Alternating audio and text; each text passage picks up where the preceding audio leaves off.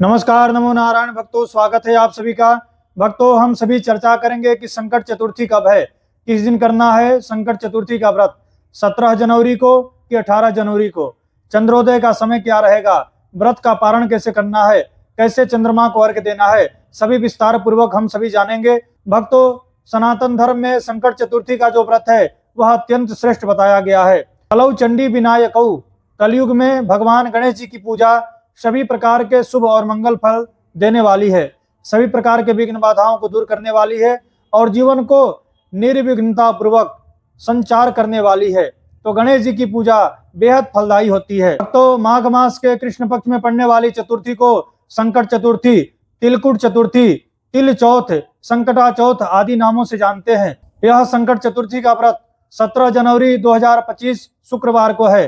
भक्तों, यह संकट चतुर्थी का व्रत सभी माताएं अपनी संतान के लंबी आयुष्य, सुखद स्वास्थ्य एवं उन्नति प्रगति के लिए करती है। यह संकट चतुर्थी का व्रत संतान के जीवन के सभी प्रकार के विघ्न बाधाओं को दूर करता है और जीवन को सुखमय रखता है। संकट चतुर्थी का व्रत उस महिला के जीवन के सभी मनोकामना को पूर्ण करता है। संतान के जीवन की जो इच्छाएं हैं, जो मनोकामना है, वह सब पूर्ण होती है। संकट चतुर्थी के दिन चंद्र उदय और गणेश पूजन की विशेष महिमा है। गणेश जी की पूजा और चंद्रमा का उदय दोनों की विशेष महत्व बताया गया है। इस व्रत को सविधि संपन्न करने के लिए सभी मुहूर्त ग्रंथों के अनुसार एक ही नियम है कि चंद्रमा का उदय और चतुर्थी दोनों का संयोग, दोनों का मिलन, इसे ही संकट चतुर्थी कहा जाता है। चंद्रमा का उदय और चतुर्थी का मिलन, इसे संकट चतुर्थी कहा जाता है। इस दिन भगवान गणेश जी की पूजा का बहुत विशेष महत्व है। इस दिन चंद्र दर्शन, चंद्रमा का पूजन, चंद्र को अर्घ्य दिया जाता है और अर्घ्य देने के बाद व्रत संपन्न किया जाता है। इस दिन महिलाएं निर्जला व्रत रखती है, जल भी नहीं पीती है और चंद्र को अर्घ्य देने के बाद, चंद्रमा का पूजन करने के बाद महिलाएं व्रत का पारण करती है, व्रत खोलती है। कुछ महिलाओं का ऐसा नियम होता है कि दूसरे दिन वह व्रत का पारण करती है। जो महिलाएं व्रत का पारण दूसरे दिन करती है, उन्हें चंद्रमा को अर्घ्य देने के बाद, चंद्र पूजन करने के बाद फलाहार करना है। उन्हें अन्न नहीं ग्रहण किया जाता है, उन्हें अन्न नहीं ग्रहण करना चाहिए, उन्हें फलाहार करना चाहिए। फलाहार में केवल मीठा व्यंजन ही खाएं, नमक इत्यादि का सेवन न करें। इस दिन भगवान गणेश जी को तिलकुट, तिल का लड्डू, गन्ना, शकरकंद, गुड़, घी, गेहूं, घी, गुड़ से बना हुआ लड्डू भगवान गणपति को अर्पण किया जाता है। इससे बहुत विशेष फल की प्राप्ति होती है। भगवान गणेश जी सभी प्रकार के विघ्नों को हरण करते हैं। मोदक प्रिय मुद मंगल दाता, गणेश जी की पूजा बिना मोदक, बिना लड्डू का संपन्न नहीं होता है। तो भगवान गणेश जी को लड्डू अर्पण करना चाहिए। व्रत का विधि क्या है, व्रत का विधान क्या है? तो भक्तों, जो महिलाएं संकट चतुर्थी का व्रत करती है, उन्हें प्रातः काल सूर्योदय से पूर्व जग जाना चाहिए। स्नान करके लाल वस्त्र धारण करना चाहिए। लाल आसन के ऊपर बैठ करके पूर्व दिशा की ओर मुंह करके हाथ में जल लेकर के संकल्प करना चाहिए कि आज मैं संकट चतुर्थी का व्रत कर रही हूँ। हे गणेश जी भगवान, इस व्रत को संपन्न करने की शक्ति दीजिए और यह व्रत निर्विघ्नता पूर्वक संपन्न होवे, इस व्रत का शुभ फल हमें प्राप्त होवे, ऐसा संकल्प करके छोड़ देना है। पूरे दिन निर्जला उपवास करना है और गणेश जी के मंत्र का जप करना है। ओम गंग गणपतये नमः, इस मंत्र का अहर्निश जप करते रहिए।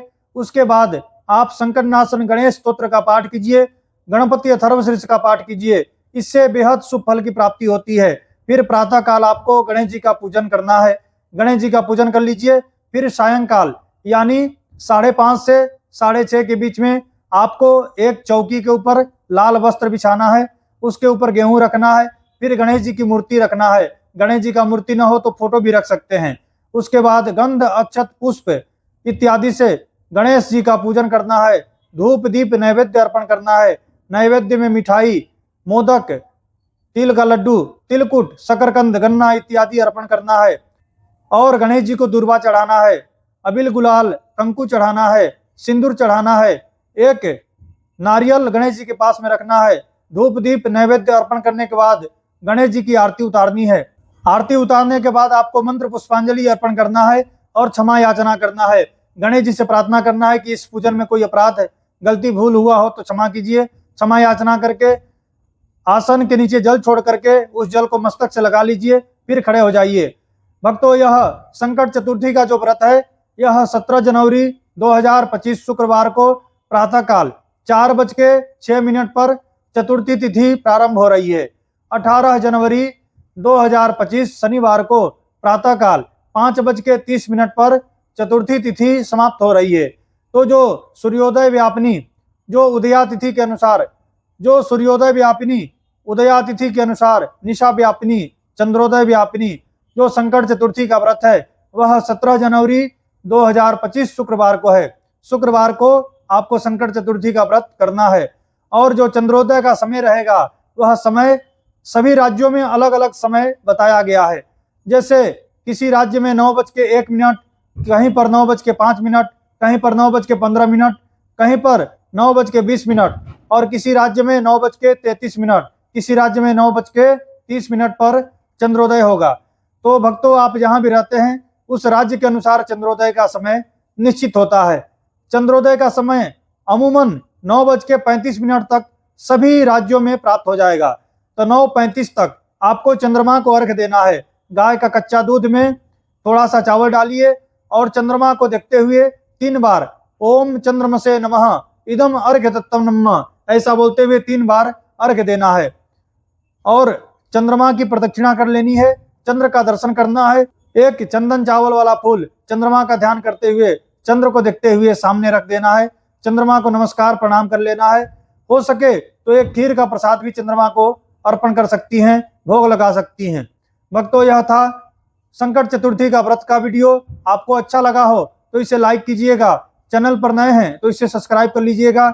बेल आइकन को दबा दें ताकि मैं कोई भी वीडियो अपलोड करूं उसका नोटिफिकेशन आप तक पहुंचे। आप सभी को श्री हरि, आप सभी को नमो नारायण। ओम श्री मात्रे नमः।